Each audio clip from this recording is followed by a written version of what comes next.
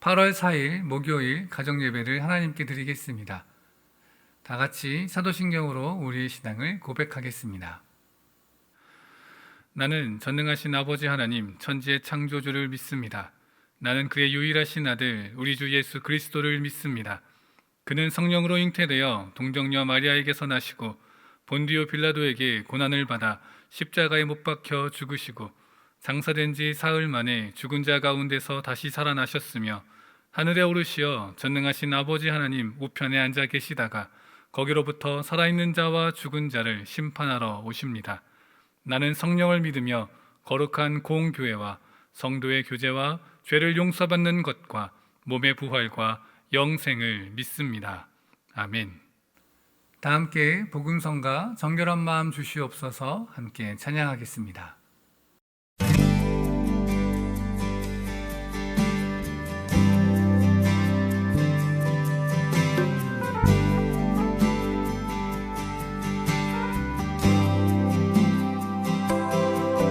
정결한 마음 주시옵소서.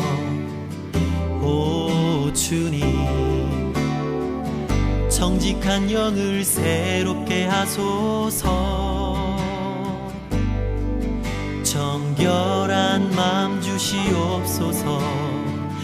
오 주님, 정직한 영을 새롭게 하소서. 나를 주님 앞에서 멀리하지 마시고 주의 성령을 거두지 마옵소서. 그 구원의 기쁨 다시 회복시키시며 변치 않는 맘 내 안에 주소서.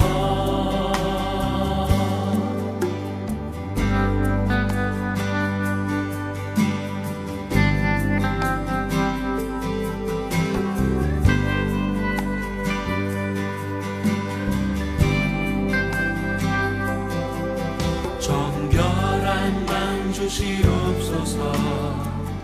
오 주님, 정직한 영을 새롭게 하소서. 정결한 맘 주시옵소서. 오 주님, 정직한 영을 새롭게 하소서. 나를 주님 앞에서 멀리하지 마시고 주의 성령을 거두지 마옵소서. 그 구원의 기쁨 다시 회복시키시며 변치 않는 맘 내 안에 주소서. 주님 앞에서 멀리하지 마시고 주의 성령을 거두지 마옵소서. 그 구원의 기쁨 다시 회복시키시며 변치 않는 맘 내 안에 주소서.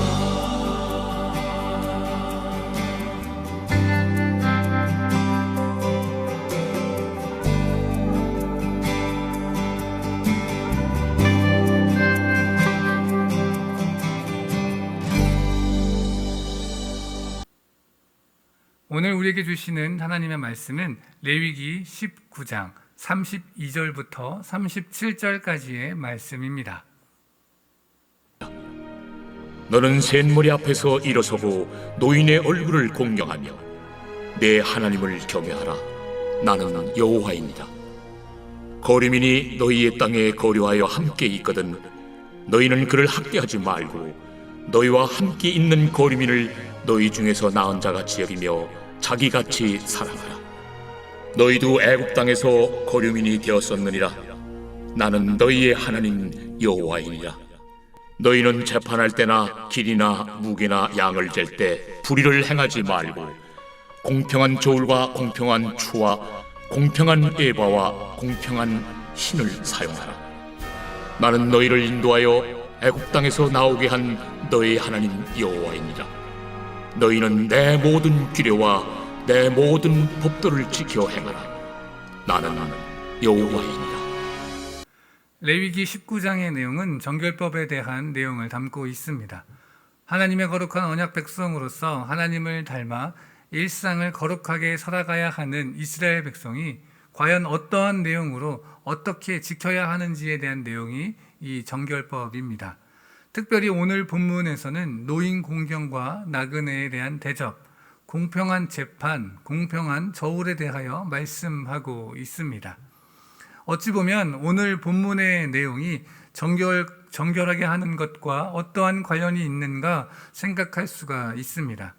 왜냐하면 오늘 본문의 내용이 도덕적이고 윤리적인 내용이지 정결케 하는 것, 정결케 되는 것, 이 정결과는 관련이 없어 보이기 때문에 그렇습니다.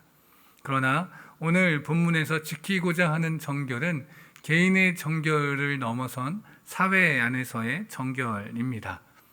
부정한 이득을 취득하고 재판을 굽게 하는 것은 사회를 타락하게 만듭니다. 정결한 사회와는 거리가 먼 사회입니다. 하나님의 백성의 삶은 개인의 정결만을 추구하여서는 안 되는 것입니다. 사회 안에서의 정결한 모습, 정결한 사회의 모습을 또한 추구하며 나아가야 하는 것입니다. 32절 말씀에서는 노인 공경에 대한 말씀이 나타나고 있습니다. 부모를 공경하는 것에서 멈추지 않고 사회 공동체 안의 노인들에게도 그 대상이 확대 적용되고 있는 것입니다. 흰 머리 앞에서는 일어섬으로 사회는 노인들에게 존경하고 예의를 다해야 합니다. 이렇게 노인들을 존경하며 공경하며 나아갈 때에 그들로부터 삶의 지혜를 배우게 되고 그러한 일들을 통해 삶의 유산들이 하나하나 전수되어지기 시작하는 것입니다. 중요한 것은 이렇게 노인을 공경하는 것이 하나님을 경외하는 것과 연결되어 있다라고 하는 것입니다. 나의 마음을 낮추고 노인을 공경하는 것처럼 하나님 앞에서 우리의 생각과 뜻을 내려놓고 하나님을 경외하는 모습이 우리 가정 가운데 있기를 간절히 원합니다. 또한 본문은 나그네 대접을 강조하고 있습니다. 그들이 나그네를 대접해야 되는 이유, 그것은 바로 그들도 애굽 땅에서 나그네로서 오랜 시간 삶을 살아왔기 때문입니다. 나그네의 심정을 가장 잘 이해할 수 있는 사람은 나그네입니다. 자신의 과거를 잊지 말고 기억하며 더 나아가 지금의 사랑을 허락해 주신 하나님께 감사하며 받은 것을, 받은 은혜를 주위의 나그네들에게 나누어 주어야 함을 말씀하고 있는 것입니다. 오늘 본문의 마지막은 공평한 재판을 위한 공평한 저울에 대해서 말씀합니다. 한 사회가 얼마나 타락했는지 알 수 있는 척도는 그 안에 얼마나 부정이 만연한가입니다. 부정한 이익, 부정한 저울, 부정한 재판의 결과, 이러한 것들을 통하여 사회가 얼마나 타락했는지 알 수 있습니다. 성경에서는 경제적인 불의와 사법적인 불의에 대해 엄격하게 말씀하고 있습니다. 그렇기 때문에 36절에 계속하여 공평한이라는 단어가 나타나고 있습니다. 만약 거짓으로 부를 축적하고 부와 권력으로 재판을 부정하게 하는 사람들을 향해 그런 자들이 있다면 그런 자들을 향해 하나님은 말씀하고 계십니다. 나는 너희를 애굽 땅에서 인도하여 낸 여호와 하나님이다. 그렇게 분명하게 말씀하고 계십니다. 이 말을 통해 하나님의 말씀을 지키지 않는 자들에 대한 하나님의 심판을 엿볼 수 있습니다. 살아계시고 거룩하신 하나님께서 부정을 멀리하며 살아가도록 그들을 향해 나는 여호와이니라 라고 한 번 더 강조하고 있는 것, 나는 거룩한 여호와 하나님이다 라고 말씀하고 계신 것입니다. 우리에게 정결함의 이유가 있다면 바로 하나님께서 거룩하시기 때문입니다. 우리가 믿는 그 하나님이 여호와 하나님이시기 때문에 그렇습니다. 하나님의 백성으로, 하나님의 자녀로 우리의 가정이 거룩하신 하나님을 따라 하나님을 닮아 개인의 정결뿐 아니라 사회의 정결을 이루어가며 살아가기를 원합니다. 하나님의 약속의 복을 개인의 삶에서, 가정의 삶에서, 또 사회 안에서 이루어가며 누릴 수 있는 복된 우리 가정 되어지기를 간절히 원합니다. 나눔 질문 드리겠습니다. 우리 가정은 사회의 정결에 대하여 얼마만큼 관심이 있나요? 우리 가정이 사회의 정결을 위하여 실천할 수 있는 일들이 어떠한 것이 있겠습니까?